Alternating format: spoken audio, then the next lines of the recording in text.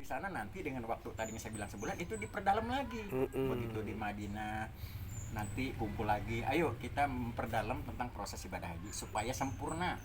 Jangan sampai nanti belum paham betul. Saya termasuk orang paling cerewet. Waktu kemarin pertemuan itu nanya mulu. Sampai orang begini, jamaah temen, aduh Pak Haji, untung Pak Haji nanya, saya mau nanya malu. Jadi kebanyakan dia nanya malu. Loh, ini ibadah loh. Terserah orang mau nilai kita negatif atau positif, tapi Allah tahu hati kita. Kita ingin supaya apa yang kita lakukan itu tidak meraba-raba. Ada bahasa lagi populer, malu bertanya sesat di jalan. Ya, malu bertanya sesat di jalan. Jadi itu jamaah kemarin ternyata saya pikir, saya nanya itu, saya pikir nggak merespon. Loh, saya dari belakang itu aja, terus tanya. Lah, ente nanya enggak aja, saya malu. Lah, jadi saya ini mewakili jamaah. Berarti kalau begitu sering bertanya, terus-terusan bertanya, malu-maluin dok? Hah? Iya, ternyata pertanyaan saya ini teman-teman malah berterima kasih. Oh subhanallah, malah berterima dia malah kasih. bersyukur karena dia mau nanya malu. Atau juga apa yang mau ditanya dia bingung. Mau nanya apa ini? Karena tidak tahu maksudnya. Iya, begitu. Tapi tidak paham pelaksanaan, tapi mau nanyanya bingung. Nanya ini gimana apa nih dulu ya? Gitu. Makanya begitu saya nanya, aduh Pak Haji, alhamdulillah Pak Haji. Oh, nanya Allah. Saya lucu nih. Saya lagi kumpul, lagi makan, habis makan, itu ibu baru langsung ngumpul kan. Nah ibu-ibu nyamperin saya, kenapa Bu? Pak Haji, saya senang dah. Maksudnya saya mau nanya nih Pak Haji, kan kalau perhatian menurut saya Pak Haji kayaknya paham banget ya. Kamu udah berapa kali haji? Loh, saya baru kali ini nih. Kalaupun yang kemarin saya lakukan itu umroh. Beda. Umroh itu kan tidak ada istilahnya pelaksanaan wukuf, tidak ada. Melontar tidak ada. Kemudian mabit tidak ada. Yang kita lakukan cuma tawaf, sa'i, tahallul, selesai. Tahallul itu cukur. Jadi yang namanya umroh itu cuman itu tawaf 7 putaran, diawali dengan Hajar Aswad, ada pintu hijau, ada lampu hijau, itu di situ start pertama. Putar ke arah jarum, berbalik lawan jam. 1 putaran sampai titik awal start Hajar Aswad. Putar lagi kedua, ketiga, keempat, kelima, keenam, ketujuh. Terus nanya, bacaannya apa? Lu diem aja juga sah. Yang tapi penting saya nggak bisa baca apa-apa nih, kata dia orang. Saya nggak bisa baca apa-apa. Di situ tidak ada kewajiban membaca apa-apa kalau nggak ngerti. Yang dibutuhkan ibadah haji itu apa? Ibadah umrah atau haji fisik ya. Ibadah umrah atau ibadah haji itu adalah ibadah fisik, bukan disuruh baca. Ketika kita ngerti bacaan itu jauh lebih baik, pahalanya lebih banyak.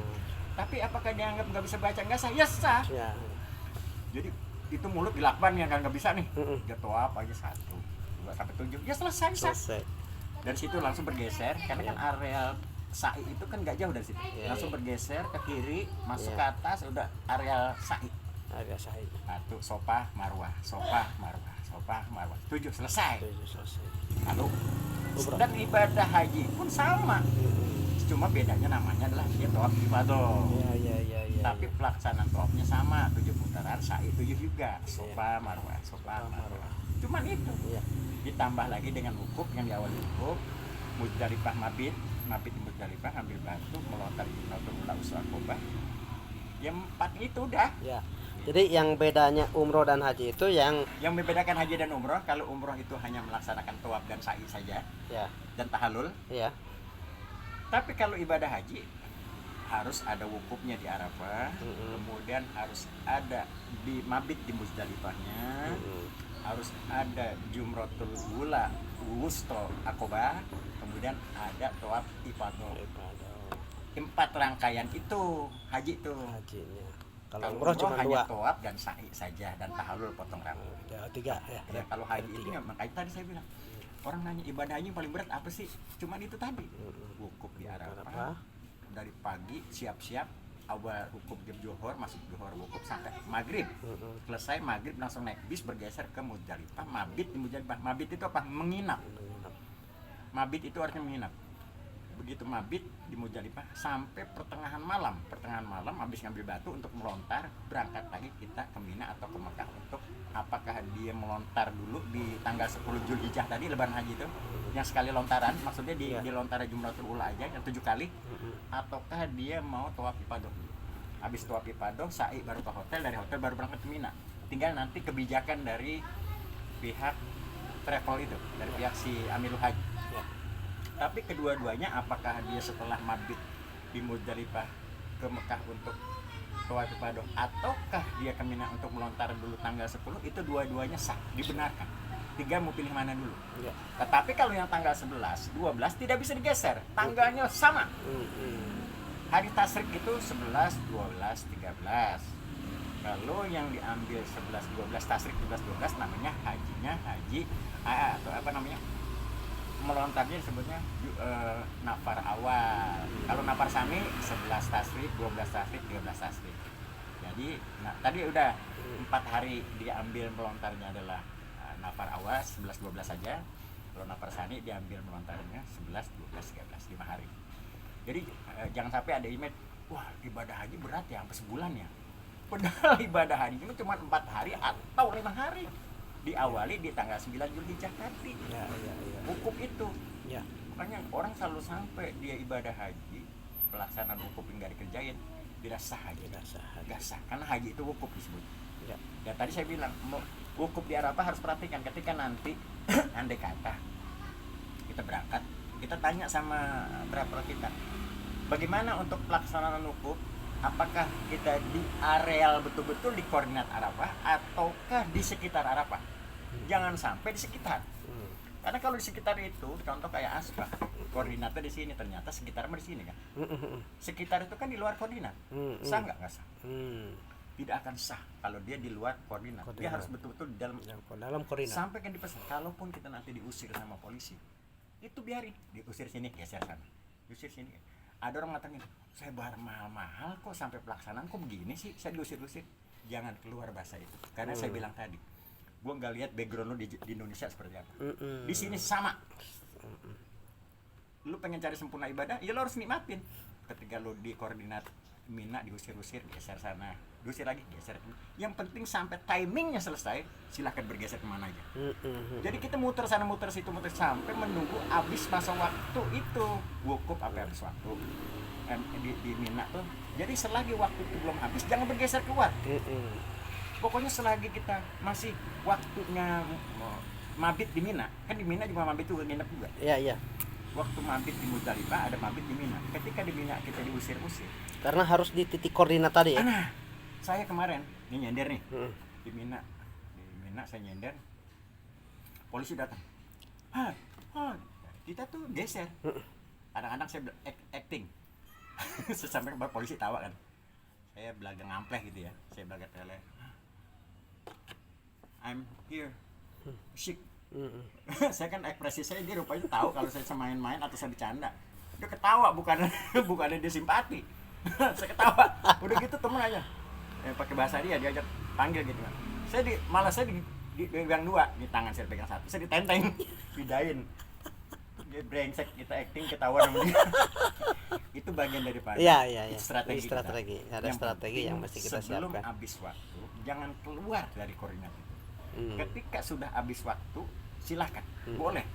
Nggak usah pakai diusir, kita keluar sendiri. Tapi ketika timingnya kita belum selesai, diusir ya geser aja. Di sini, yang penting masih dalam koordinat. Ini koordinat, kita di sini diusir, geser kemari, geser ke sini. Tapi begitu selesai, udah keluar tanpa diusir. Karena ketika kita diusir sama polisi, kemudian kita keluar dari koordinat, batal. Itu yang harus diperhatikan. Sampai saya kemarin bersyukur ibu-ibu orang dari Solo itu pejabat loh. Pejabat di sini nggak paham kan? Saya lagi duduk lagi nyantai nih, lagi makan buah, samperin. Saya pun ya, saya tolong dong saya mau nanya, saya kalau di forum begitu saya mau nanya, jadi kadang-kadang hilang. Karena merasa grogi atau apa gitu. Saya pengen di sini deh sambil bercanda gitu. Saya lebih paham begitu. Maksudnya apa nih Bu? Ibadah haji kita awalnya apa sih gitu. Ya tadi kan dijelasin. Biasa nggak mudeng nggak kata dia gitu. Nah, tadi kan jelas. Enggak, pikiran saya kayak gimana ya? Saya kalau ngobrol begini lebih paham. Kalau Pak Haji itu kalau jelasin kayaknya saya paham karena sambil bercanda gitu. Oh gitu ya. Tapi maaf ya, saya bukan menggurui. Ini barangkali kalau bermanfaat ambil kamu nggak usah. Coba dong, saya mau nanya gini. Oh gitu ya. Jadi dia justru alhamdulillah saya senang ketika saya ngobrol sambil bercanda, tapi dia paham. Begitu selesai acara haji, saya kan bertraktir. Haji, ayo kita saya traktir. Enggak. saya dibeliin itu tuh buah satu anu.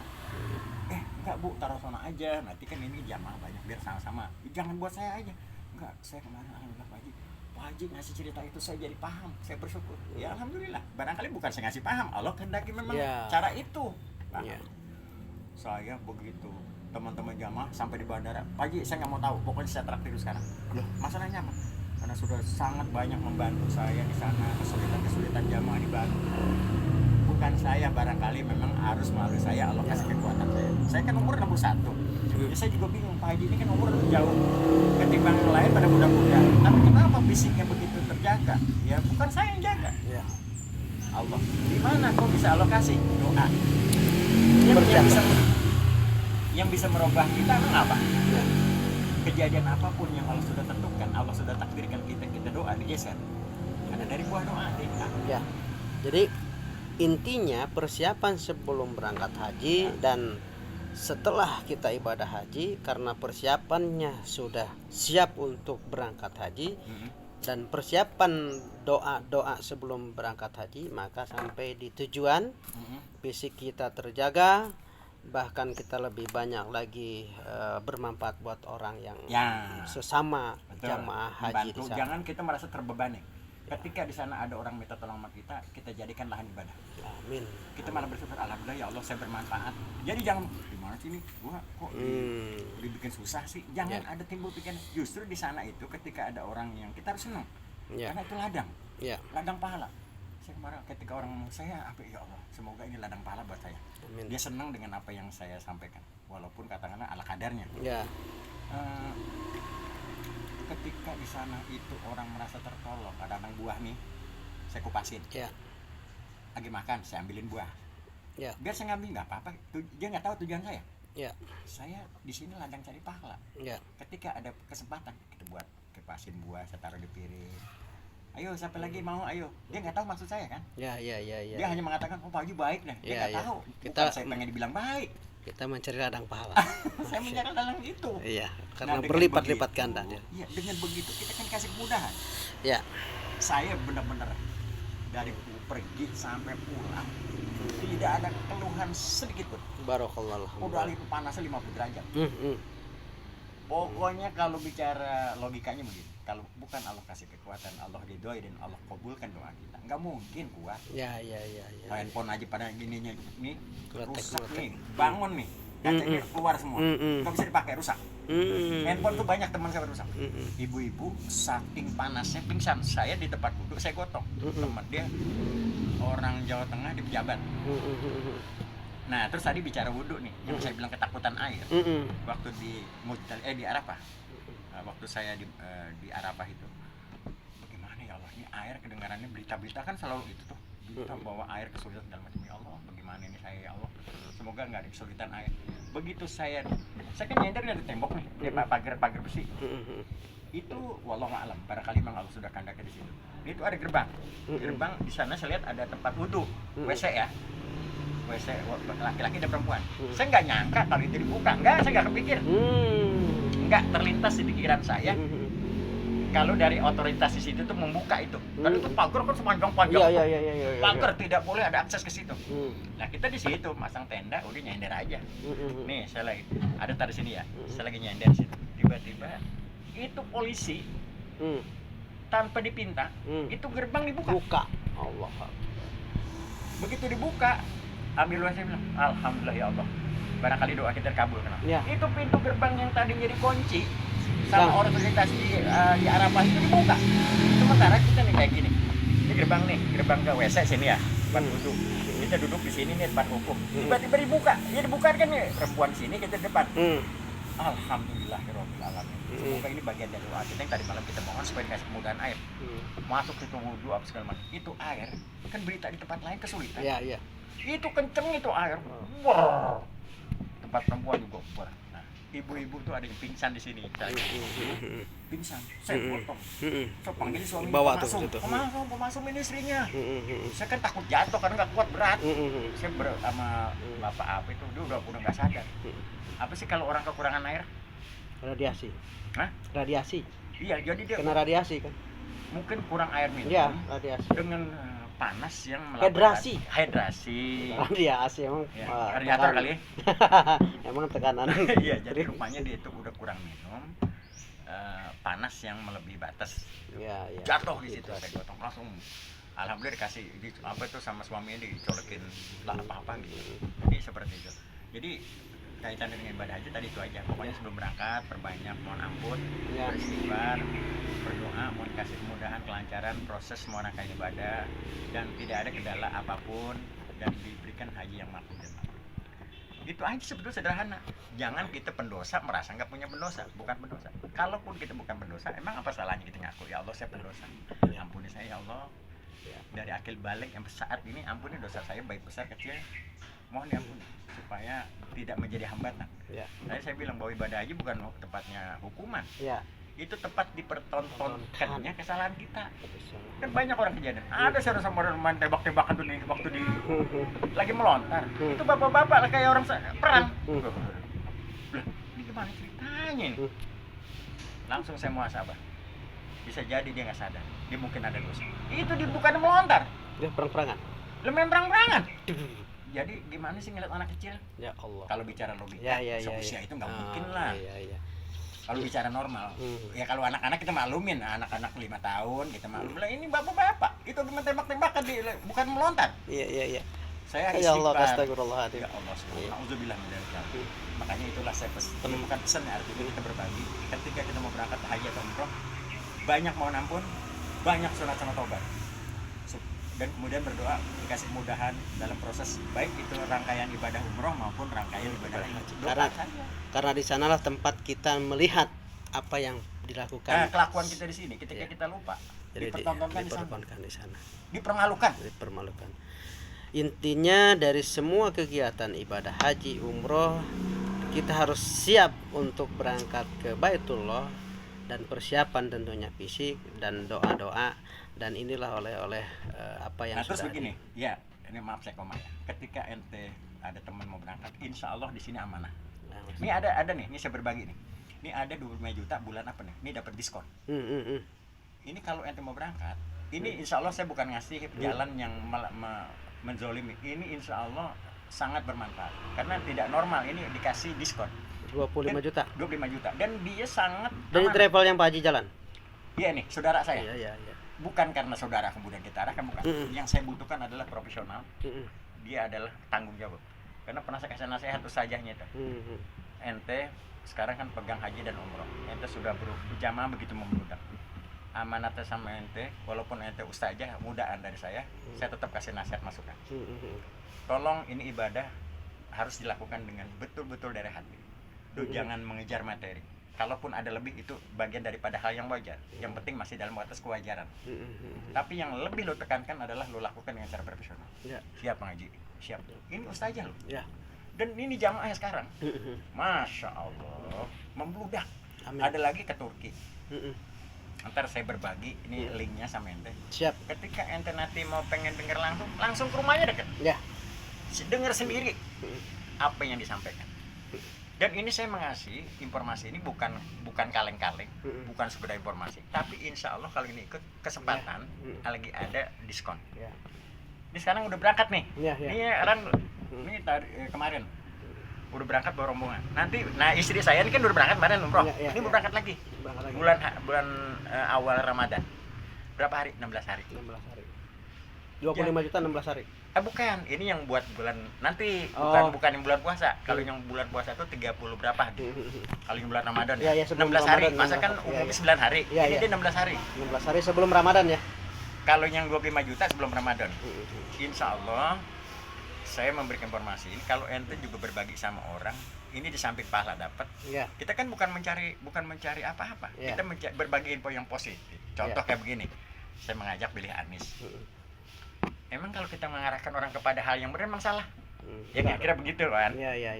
Tinggal orang yang kita ajak ke arah kebenaran itu siap atau tidak, kembali kepada orang itu sendiri. Nah, nggak bedanya nih saya mengarahkan kalau mau berangkat umroh yang amanah. Dan harganya murah dan amanah. Masa saya nggak suka? Ketika dia bilang, "Oh, saya nggak suka." Ya nggak apa-apa. Jadi saya mengajak ini insya Allah. Dan saya sering tegur kemarin waktu saya buka puasa bersama sini nih, dia datang. Itu saya kasih nasihat dia, walaupun dia ustazah. Aja jaga ya, bukan hanya menyangkut kaitannya mencari nafkah, tapi yang lebih penting adalah ente harus betul-betul profesional, amanah dalam menjalankan ibadah lo. Lu jangan main-main. Ya Bang Haji, siap. Jadi dia ini ternyata jamaah yang sudah diberangkatkan komentarnya Pak, saya puas, alhamdulillah sangat profesional. Jadi diarahkan ketika di Madinah, kita doa sini yuk deket yang Sayyidina Aisyah. Jadi itu di situ ada tiang tulisan Aisyah. Kalau berdoa di situ karena itu tepatnya Rasulullah dan Sayyidina Abu Bakar dan Umar berdoa tuh di waktu di Rodoh. Nah, di Rodoh. Jadi saya pikir nggak salahnya saya berbagi ini ya. Kalau ada nanti apakah nanti salah informasi ya mau ikut enggak terserah. Tapi kan saya ini mengasih yang terbaik, mumpung lagi ada diskon dan waktunya juga dan yang membawa juga profesional, masa salah gitu loh, kira-kira begitu.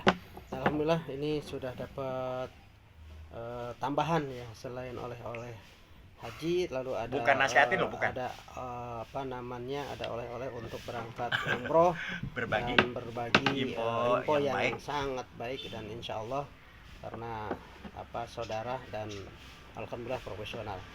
Alhamdulillah dan terima kasih banyak Pak Haji, barokawah oleh-olehnya dari pengalaman obrolan kita dengan Pak Haji Saifullah untuk sore ini di kediamannya tanpa diduga-duga kita ngobrol dan tidak ada kebetulan. Semoga apa yang sudah disampaikan ini menjadi tauladan kita dan kita bisa ibadah nilai ibadah dan kita juga bisa mengkoreksi kesiapan kita untuk berangkat haji dan umrohnya. Amin Allahumma amin. Wassalamualaikum warahmatullahi wabarakatuh. Waalaikumsalam warahmatullahi wabarakatuh.